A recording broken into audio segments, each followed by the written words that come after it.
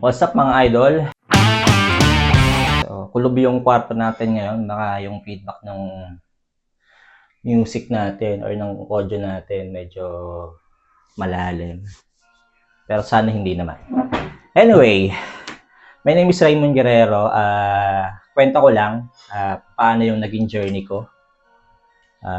Paano tayo nakakuha ay nakapasa sa licensing journey natin sa LTO. Nakakuha tayo ng ating driver's license as a non-professional, and I can drive a vehicle na manual transmission and automatic.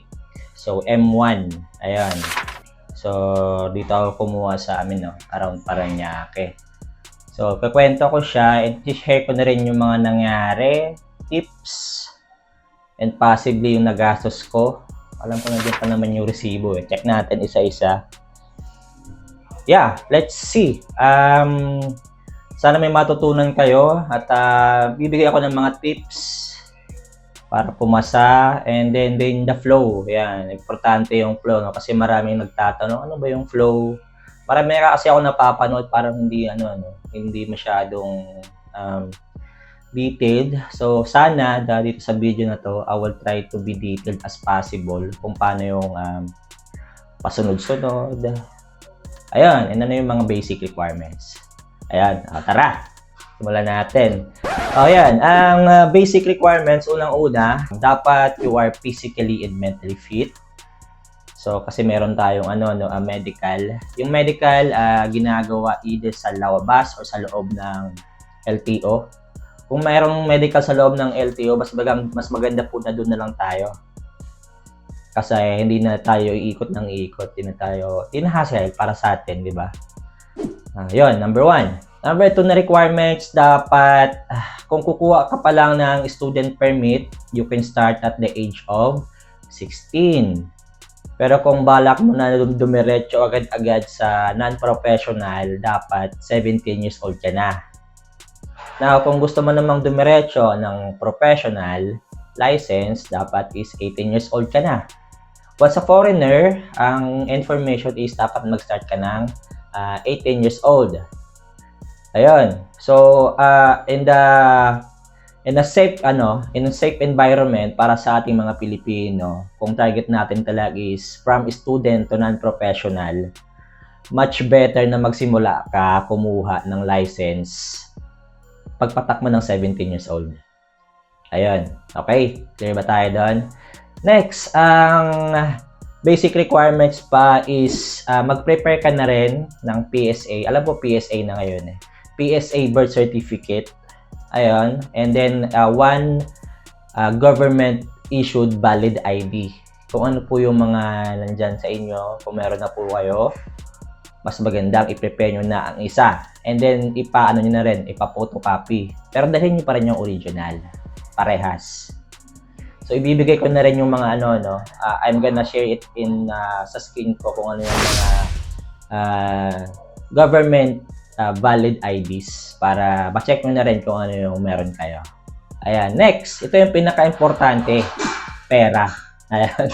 So, ganyan yan, CCLTO kasi yung tawag nito, yung application, so kailangan mo talagang gumastos and then maglaan ng oras para dito. So yan yung pinaka-importante. So ito yung pinaka-flow from TDC, ayan, theoretical driving course, and then sunod niyan is the student permit. Ayan, next ng student permit is the TDC, the theoretical driving course, and next niyan, pinaka-last is the driver's license natin as non-professional. Ayan. So, isa-isayin natin kasi meron yung mga underlying conditions kung nasa na ba tayo. Simula tayo doon sa tinatawag nating TDC. Ayan. TDC or the theoretical driving course. So, dalawang option. Pwede tayong kumuha sa LTO. Pero unlikely baka matagal pa. Meron daw silang mga training centers na libre po. Ayan. So, hindi ko na sinubukan. Masisira ang buhay ko. Kasi mag-aantay tayo ng matagal na panahon bago tayo magkaroon ng slot. So, ang best option for me is the driving school. Ayan. So, nag-driving school po tayo. Ayan. So, ang ginawa ko para sa akin naman is naghanap ako ng malapit sa amin kasi para hindi hassle, di ba? Magbabiyahe ka, dapat malapit lang sa inyo. At the same time, importante po na yung driving school para sa theoretical driving course is maganda yung pundasyon or maganda yung background. Ayan. So, yun yun. So, dapat importante yun, mga idol, na naghanap tayo ng driving school, maganda yung pundasyon. Kasi yan yun yung doon nakasalalay kung magpapasa tayo sa pagkuha ng driving license. Same lang din yan sa pagpapatayo ng bahay, 'di ba? Ano ba yung inuuna? Na yung pinaka-importante muna sa una. Tama, pundasyon, no? Same din naman dito sa driving lessons, driving school, pagkuha ng driver license. Dapat maganda yung pundasyon mo. Isa na yan, yung driving school natin. So, mag-ingat po tayo sa pagpili. Ayan. Kung meron naman ng recommendation ang kaibigan natin. For sure, meron naman tayong kaibigan, di ba? Mga siguro nauna na, ayan, na nag-recommend na ito, dito ka na lang kumuha. Pwede naman, go for it. Pero kung walang ganon, walang kaibigan, aray. Pero kung walang ganon, you can research it up naman sa Facebook, sa YouTube, yan. Marami namang actively nag-o-offer ng driving lessons, mga driving schools. Naman sila, actively nagpo-post naman online ng kanilang mga offer kung magkano, diretso mag-canvas ka na rin kung magkano. Sa akin, nung nagastos ko sa TDC or theoretical driving course is 1,500. Kasi nga po, ang kinuha ko is the four-wheel car. Ayan, the manual transmission. Pero kung motorcycle ang target natin kunin, alam mo, mas mura. Mga nasa siguro around 1,000. Face-to-face. So yun, alam ko meron pa naman nag-offer ng online, pero mas maganda na face-to-face para hindi ka masyado confident. At the same time, kapag focus ka at ma-absorb mo yung tinuturo, ayun, di ba? Kasi importante na sa TDC, matuto ka, malaman mo yung importansya nito and mga do's and don'ts, di ba? Kasi importante na knowledgeable ka pagdating mo sa kalye. Hindi tayo tinatawag na kamote drivers. Marami yan, kamote drivers. Lalo yung mga dumaan sa illegal. Huwag po natin susubukan yun. Illegal tuloy. Merong ganun, so huwag natin yun. Targetin natin na dumaan sa legal na proseso para alam natin yung gagawin natin. Alright. Doon sa theoretical driving course, bago tayo mag-graduate, nire-require tayo ng driving school natin. Actually, bago tayo magsimula, pwede natin simulan bago tayo kumuha ng TDC, pwede na natin itong kunin, yung tinatawag na mag-register tayo. Mag-register tayo sa LTO portal. Either bago tayo magsimula mag-TDC or bago tayo graduate ng TDC, dapat nakapag-register na tayo sa LTO portal. Ayan, yung LTO portal, very naman siya, user-friendly. Ay bibigay ko na lang din sa description and sa comment section kung saan kayo magre-register. Requirement po siya, So, dun po i-upload ng driving school natin yung ating certificate para sa TDC and PDC. At the same time, pagka pumasa ka na, doon ka rin makakakuha ng soft copy ng iyong driver's license. O, di ba? Napakaano na ngayon, technologically improved na si LTO, di ba? Pagkas naman sa LTO, karoon ka ng hard copy ng driver's license mo, karoon ka na rin soft copy na makukuha sa LTO portal. Nice. Next, sumunod, student permit application. Ayun. Sa student permit application, sa na ito kukunin? Sa LTO office. Pupunta ka ng LTO office, dala-dala mo ngayon yung sarili mo. Dala mo na rin yung basic requirements, yung isang yung copy at original ng PSA birth certificate at isang government ID. Ayan, huwag mo na rin kalimutan magdala ng ballpen. Sa process na to, sa pagkuha ng student permit, kailangan mong kumuha ng medical certificate. Ayan. as I have mentioned earlier, recommended na sa loob ka na lang kumuha ng medical certificate. Pero meron naman mga accredited clinic sa labas. Kung wala talaga sa loob, sa labas ka talaga ng LTO. Basta make sure lang na itong medical clinic nito is accredited ng LTO para doon ka kumuha ng medical certificate. Yung medical certificate na yun, don't worry, mabilis lang naman yun. I-check lang naman yun kung basically healthy ka. At the same time, ang importante yung vision, kung okay pa yung vision mo, kung nakakita ka pa sa daan, di ba? Yun lang naman yun. So, most probably, hindi naman tayo babagsak doon pala. Oh, shit! Oh, shit! Marami naman pumapasa, ayan, sa medical. Next ng medical is diretso na tayo dun sa licensing fee. Magbabayad na tayo ng ating student permit, kasama yung computer fee. So, around, ano lang naman yun, 300 to 400 for that. So, ang tip ko lang for that, diretso ko na, no, tip para sa student permit, magsuot tayo ng formal dress hanggat maaari. Or hindi naman kahit formal. Yung ano lang, matino ko tayong tingnan at the same time, nakapustura tayo kasi kukunan tayo ng litrato. Yan, di ba? Dapat gwapo tayo tsaka maganda sa litrato. Ayun yung pinaka-goal natin. Di ba? Presentable tayo pag nagkumuha tayo ng student license. Next, meron na tayong student license. By the way, yung student license is valid siya ng 1 year, 12 months, or 365 days. Ayan, yun yung validity niya. So, medyo mahaba naman yung panahon para kumuha ka ng PDC and non-professional license. Ayan, di ba? Mahaba naman. 1 year naman yung expiration. Pero, ayan, ay nire-recommend ko na kasi meron doong clause na after 31 days ng pagkakuha mo ng student permit, pwede ka nang kumuha ng non-professional license. Agad-agad, di ba? Hindi ka na mag-aantay ng isang taon. 31 days lang. After 31 days, pwede ka nang kumuha ng non-professional license. Pero bago yon, dun sa 31 days na yon, period, dapat meron ka ng tinatawag na PDC or the Practical Driving Course. Na ito yung i-discuss ko sa NED. Ayan, yung PDC, same, babalik ka dun sa iyong driving school. Doon ka ulit kukuha nito, no? Dapat dito sa punto na to, nakapag-decide ka na kung ano yung balak mong i-drive. Actually, dapat magsimula pa lang, no? Magsimula pa lang ng step na to, dapat alam mo na kung ano yung gusto mong i-drive, balak i-drive. Yan. Kasi, syempre, mag-actual, practice ng pag-drive. So, pagka two-wheel, syempre, mas mura ang ibabayad mo dito.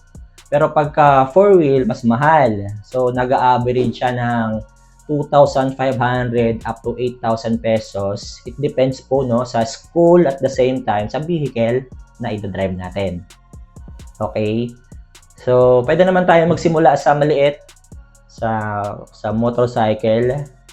Pero kung kampante ka naman na tsaka at the same time, may pera ka na para magbili ng 4-wheel cars, go for it. Kuha ka na ng lisensya para sa 4 wheels. Medyo mas mahal lang, syempre. Okay. PDC, Practical Driving Course. Ayan, sa Practical Driving Course, ituturo na sa'yo yung paano mag-drive. Ayan, paano yung safe driving. At the same time, dito na rin ikaw tuturuan ng basic, check-up or maintenance ng inyong sasakyan. So, parang ang term nila is blow baguettes. Tama ba? Blow baguettes, ayan. Pagkakaalala ko. So, parang iikutan mo yung sasakyan, i-inspect, i-check the brake lights, etc., etc., etc. Ayan, para lang na, kumbaga bago ka magsimula magpa-andar ng sasakyan, dapat make sure mo na yung ida-drive mo on a good condition, di ba? Iwas rin yan, iwas aksidente, di ba? Next, yung sa pagdadrive naman, ituturo na dito yung, syempre, paano tayo pumasa. At the same time, paano yung standard, the correct way, how to drive. Hindi yung putyo-putyo lang na drive doon, papatakbo mo lang, okay na. So, meron rin po siyang mga technique. So, may maririnig ka dito yung tinatawag na biting point. Na importante po yun, yung biting point pag nag-drive tayo. Lalo kung syempre manual. Ayan, either motorcycle man yan or four-wheel car. Dapat alam natin yung biting point. Syempre, para mag-release tayo ng clutch. Anyway, I will not delve deeper for that. Kasi syempre, pag nag-undergo ko na rin ng practical driving course, mas malalaman natin yan. Masusurprise kayo. Wow, ang ganito pala mag-drive. Ang galing. Dapat noon pa, di ba? Kumuha na ako ng driver's license. Next, meron ka ng PDC. Ayan, ina-upload directly ulit yan ng ating ina-upload ulit directly yung certificate niyan sa LTO ng ating driving school. Pero at the same time, meron ka rin niyang copy. So yan, meron kang copy ng PDC and the PDC. Meron ka rin copy niya na printout certificate. At the same time, meron na rin directly uploaded sa natin, driving center na pinapadala sa LTO. Ayan, next. So ito na yan. So after the 31 days schooling period na sinasabi ko, nakapag-undergo ka ng PDC, pwede ka na dumiretso ng LTO.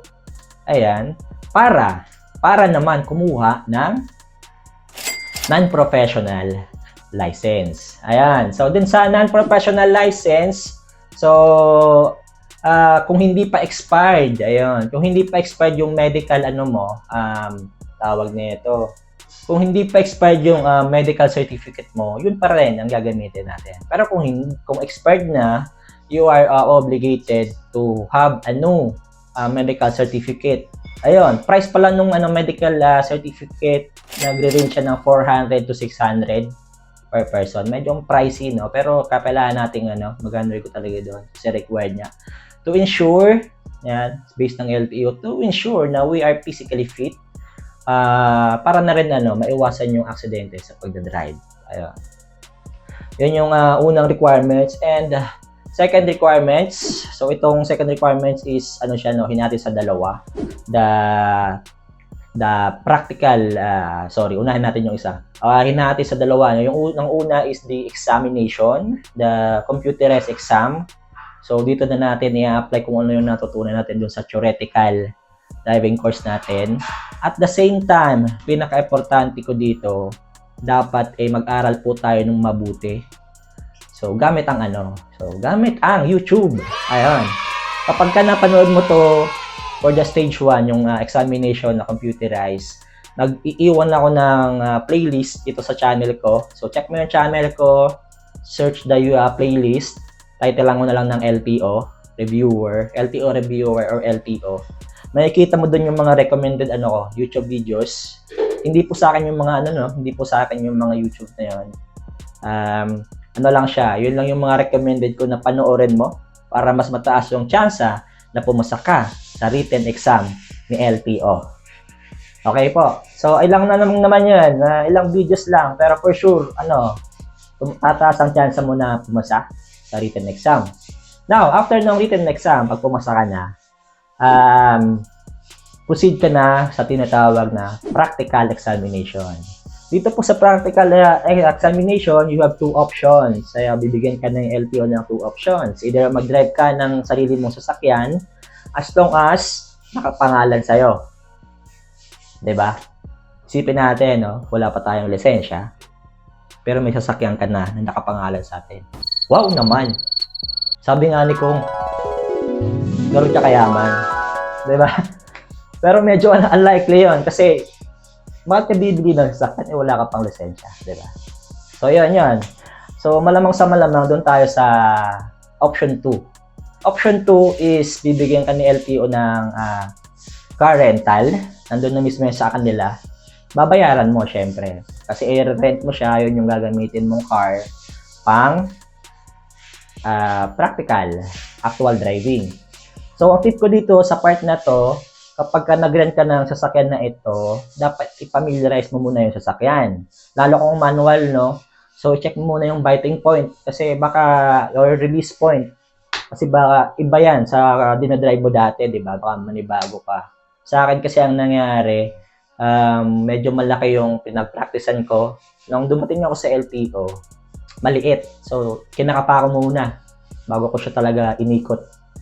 Okay, bago namin sinundan yung course ng examiner ko. Yun yung pinaka-tip ko doon. Now, yung examiner mo naman, halos wala siyang gagawin.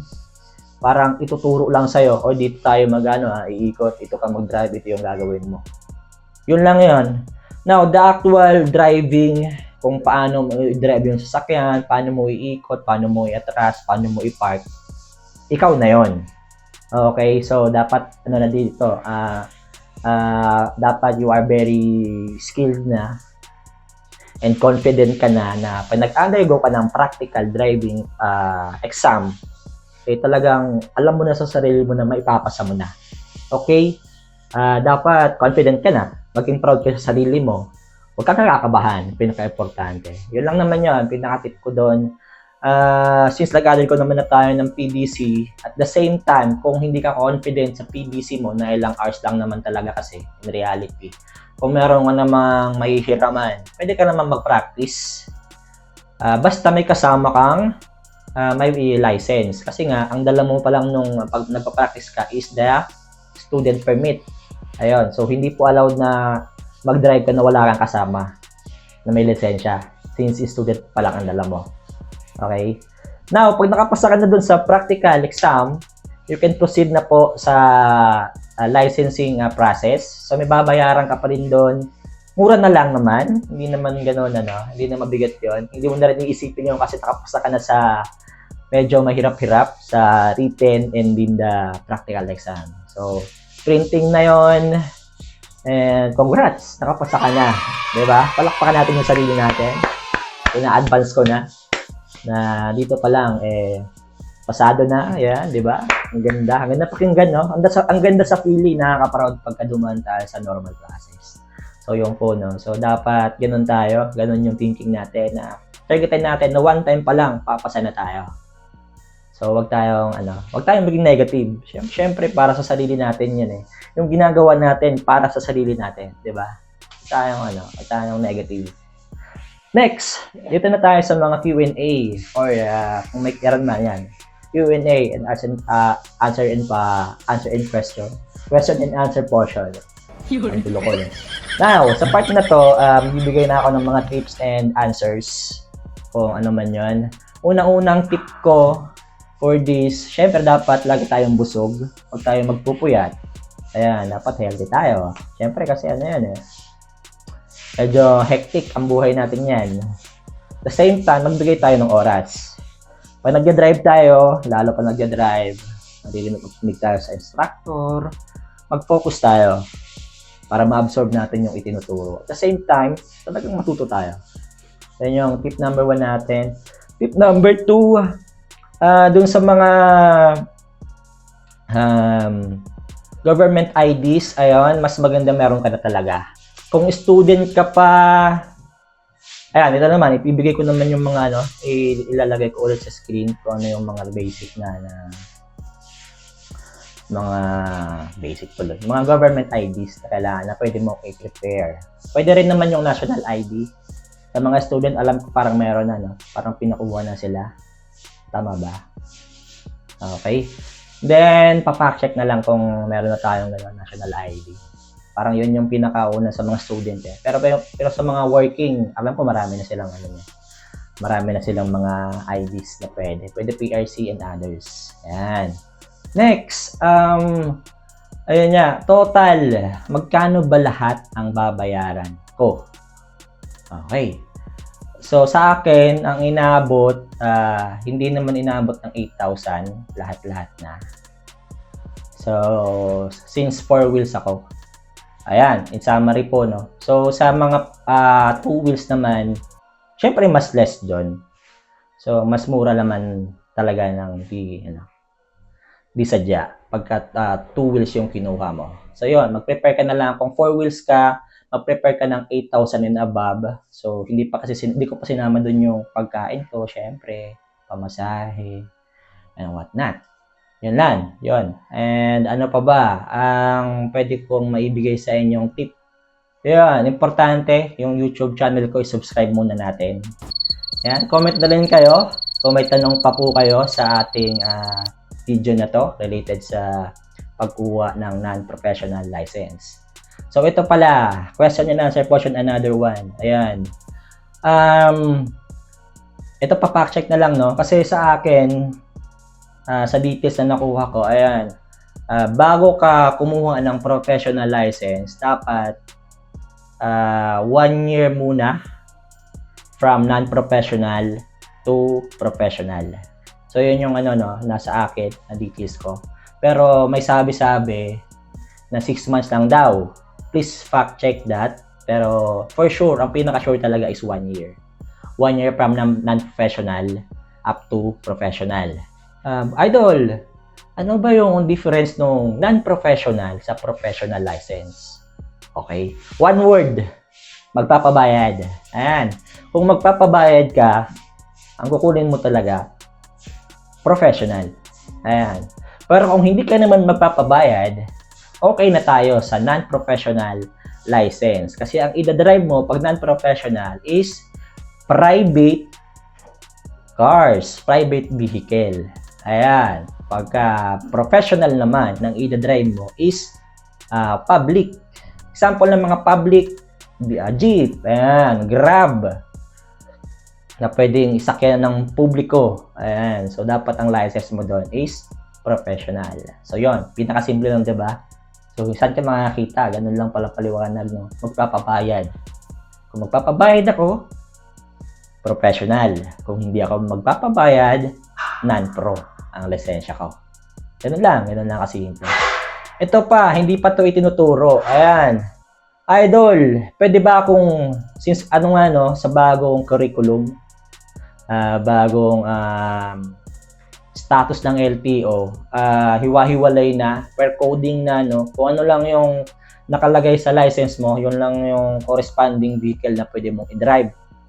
Example, kung ang nakalagay lang sa code mo is non-pro manual automatic transmission na 4-wheel, yun lang yung pwede mong i-drive. Hindi mo pwede i-drive yung tricycle, motor 2 wheels, ganyan. So, ang mangyayari, para makakuha ka ng additional code, kailangan mo ulit mag-undergo ng separate practical driving course.